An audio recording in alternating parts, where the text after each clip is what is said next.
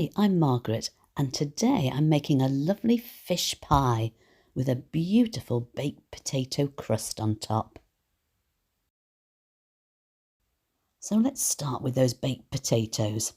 I like to cover each one with a little olive oil, and the easiest way to do this I find is just to rub it on with my hands. I've preheated the oven, so these can go in for about an hour and a half till they're beautifully cooked in the middle. Once they're cooled down a bit, I'm going to use a spoon to get out the potato from the middle. I want to get all the potato out, and it doesn't matter if you get a little bit of skin in, and we definitely want that lovely brown bit that's between the potato and the skin. That's the tastiest bit. There it is, look, and it makes all the difference to the flavour. So I'm breaking them up now into some bite-sized pieces, and so to the fish. I'm using 3 different kinds of fish today. I've got some smoked haddock, a bit of cod and some salmon. And I'm going to cook each one poached in the milk. It won't take long, just a few minutes until it becomes flaky. If you have to do different batches, use the same milk because the flavour will intensify each time you cook the fish, and we're going to use that for the sauce later on. In with the salmon. If you like, you can also add something like prawns into this dish, and smoked mackerel is quite nice too. Now for the sauce, and it's a simple roux. Just melt the butter in a saucepan, and when it's done that, we can add the flour.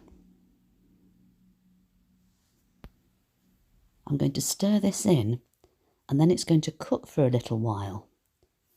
The flour needs cooking out, otherwise you'll taste that flouriness in the sauce, and we don't want that.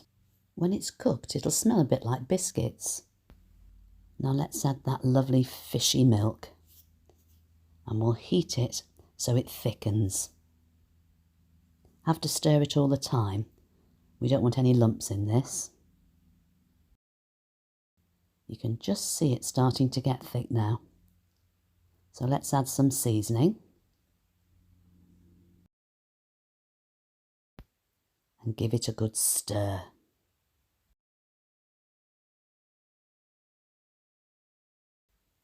In with the double cream. And that's more or less it. Just have to give it a taste now, just to make sure we've got the seasoning just right. So let's break the fish into the dish we're going to use. It does look lovely with all the different colours.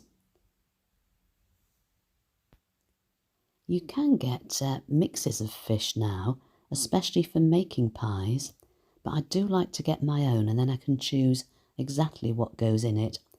I also find that the pieces are nice and big as well, and I do like a chunky fish pie. On with that sauce. I'll have to make sure it's all over the fish. I tend to use the back of or the end of a wooden spoon, just to make sure the sauce covers the fish. Now for that gorgeous baked potato, which can just sit on top. I'm going to need plenty of it because I want to completely cover the sauce. And any potato left over can make a nice bubble and squeak in the morning for breakfast. Now just to finish it off, and to make sure it's lovely and crispy on top, I'm going to use a little bit of cheese, not too much, just enough to fit into the little cavities between the potatoes. And then the breadcrumbs to give it an extra bit of crunch on top. I'm going to use plenty of those. And that will make it beautiful.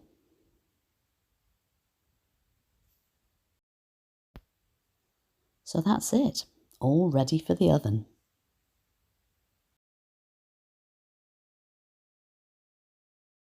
Oh, will you look at that? Now this fish pie is best served straight away, with all those lovely bubbly bits coming out of the edges. And the best thing to serve fish pie with are peas and sweet corn. Thanks for watching today. Have a great week and I'll catch you soon.